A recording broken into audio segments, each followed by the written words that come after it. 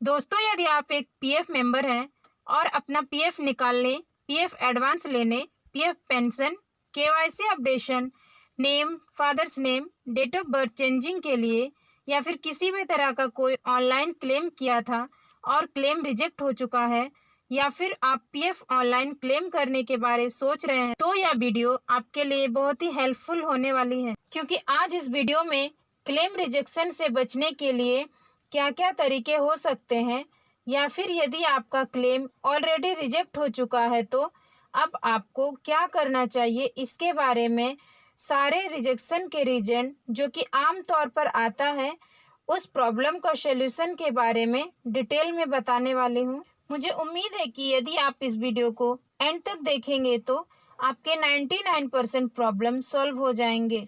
तो आइए इस वीडियो को शुरू करते हैं। तो पहला रीज़न है name not printed different in cheque. तो दोस्तों, इसका सलूशन बड़ा ही आसान है।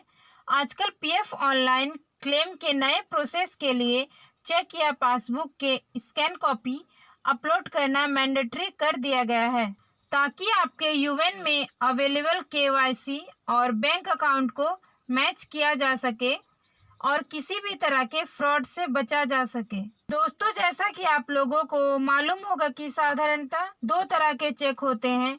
एक में अकाउंट होल्डर का नाम प्रिंट होता है और दूसरा बिना नाम वाला होता है। तो कई बार लोग पीएफ क्लेम करते वक्त चेक की कॉपी अपलोड तो कर देते हैं, लेकिन चेक पर उनका नाम प्रिंट नहीं होता है और इससे उनका नाम वेरीफाई नहीं हो पाता है। इस कारण आपका क्लेम रिजेक्ट कर दिया जाता है। तो आप जब भी पीएफ क्लेम करना चाहते हैं तो आप नेम प्रिंटेड चेक या पासबुक के फ्रंट पेज बैंक मैनेजर से अटेस्टेड कराने के बाद ही अपलोड करें। आपका क्लेम आसानी से सेटल हो जाएगा।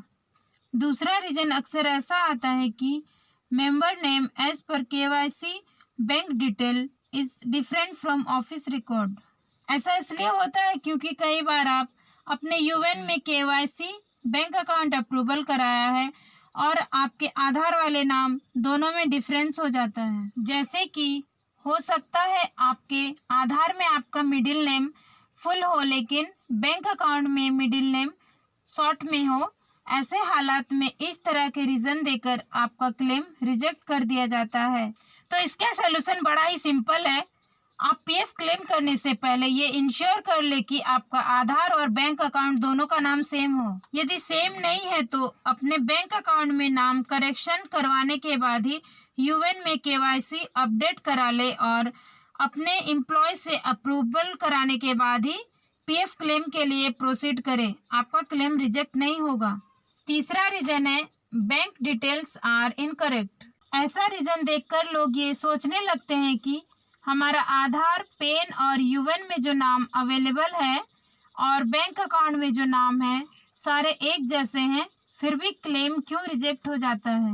ऐसा अक्सर उनके साथ होता है जो पीएफ की केवाईसी बैंक डिटेल्स में जॉइंट बैंक अकाउंट अप्रूवल करा लेते हैं, जिसमें दो या दो से ज़्यादा अकाउंट होल्डर्स होते हैं। ऐसे हालात में भी पीएफ क्लेम रिजेक्ट कर दिया जाता है। ऐसे तो पीएफ विड्रॉल के लिए जॉइंट बैंक अकाउंट भी वैलिड होता है, लेकिन इसके लिए ये शर्त होता है कि प्राइमरी बैंक होल्डर में आपका नाम होना चाहिए। यदि आपका जॉइंट अकाउंट पति या पत्नी के साथ हो तो कई बार ऐसे क्लेम सेटल भी हो जाते हैं।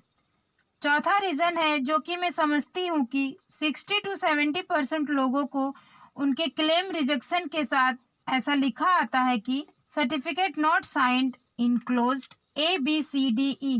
ऐसा रीज़न अक्सर उन लोगों को आता है जो कि पीएफ एडवांस क्लेम करते हैं, और ऐसा इसलिए होता है क्योंकि लोग कई बार पीएफ एडवांस के रीज़न में लॉकआउट या फैक्ट्री बंद हो जाने, प्रकृति आपदा या कुछ महीनों से सैलरी नहीं मिली। यदि आप ऐसा पीएफ एडवांस रीज़न देते हैं तो आपको सर्टिफिकेट ABCDE फिल करने के बाद सबमिट करना पड़ता है। ऐसे रीज़न को या तो अवॉइड करें या फिर क्लेम के साथ इन सर्टिफिकेट को सबमिट ज़रूर करें, ताकि आपका क्लेम रिजेक्ट ना हो।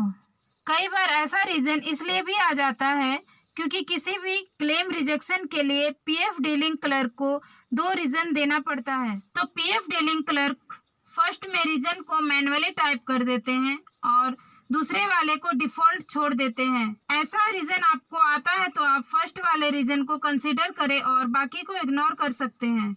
अगला रीजन है फादर नेम डिफरेंट। दोस्तों पहला ऐसा रीजन नहीं आता था, लेकिन जब से पीएफ क्लेम के साथ चेक या पासबुक अपलोड करने का प्रोसेस आया है तब से ये ज़्यादा आने लगा है। और ऐसा इसलिए हो रहा है क्योंकि आपने जो यूवन में केवाईसी अपडेट किया है और जो पासबुक अपलोड किया जाता है उसमें फादर का नाम कई बार नहीं होता है, जिसके वजह से क्लेम रिजेक्ट कर दिया जाता है।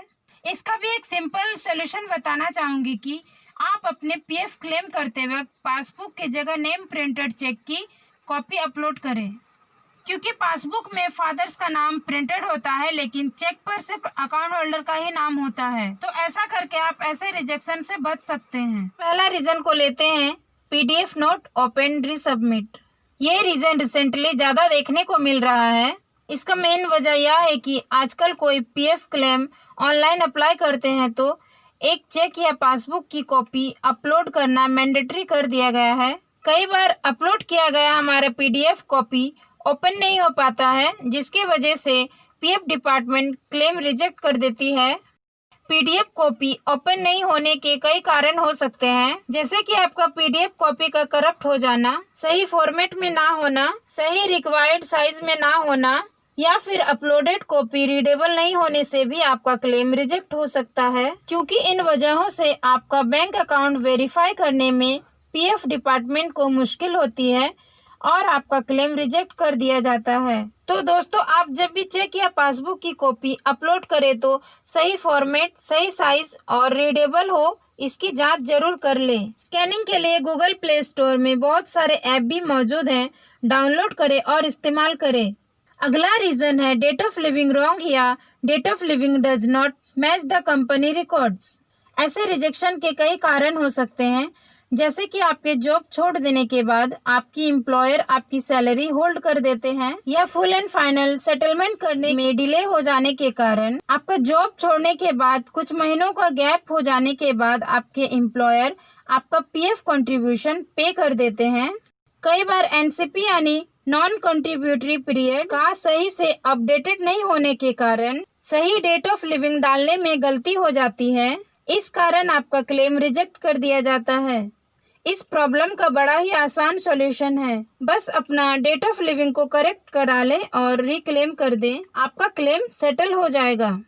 डेट ऑफ लिविंग करेक्शन कराने के लिए जॉइंट करेक्शन फॉर्म फिल करके नेसेसरी सपोर्टिंग डॉक्यूमेंट के साथ अपने एम्प्लॉयर से अप्रूव कराकर पीएफ ऑफिस में सबमिट कर देना है, आपका डेट ऑफ लिविंग करेक्ट हो जाएगा।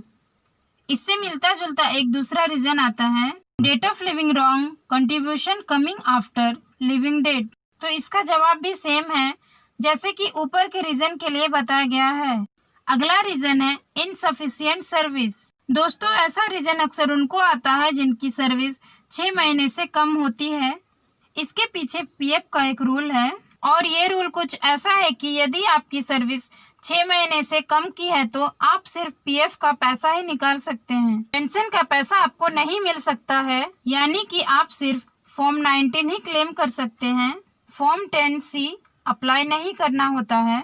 जब आप फॉर्म 10C अप्लाई कर देते हैं तो आपका क्लेम इस तरह के रीजन देकर रिजेक्ट कर दिया जाता है। तो आपकी सर्विस 6 महीने से कम की हो तो सिर्फ फॉर्म 19 ही क्लेम करें। अगला रीजन है different name in portal and KYC. ऐसा रीजन उनको ज़्यादा आ रहा है जिनका डेट ऑफ ज्वाइनिंग 2017 से पहले का है। इसका कारण ये है कि 2017 से पहले आजकल की तरह आधार को वेरीफाई कराने की ज़रूरत नहीं पड़ती थी और आपके यूएन और आधार में डेटा मिसमैच हो रहा है, इस वजह से भी क्लेम रिजेक्ट हो जाता है। यदि 2017 के बाद का भी कोई केस आता है तो ऐसा होना भी मुमकिन है, तो इसमें घबराने की कोई बात नहीं है। इसका भी बड़ा ही आसान सा सॉल्यूशन है। बस इसके लिए आपको और आपके एम्प्लॉयर को जॉइंट डिक्लेरेशन फॉर्म सबमिट करना पड़ेगा।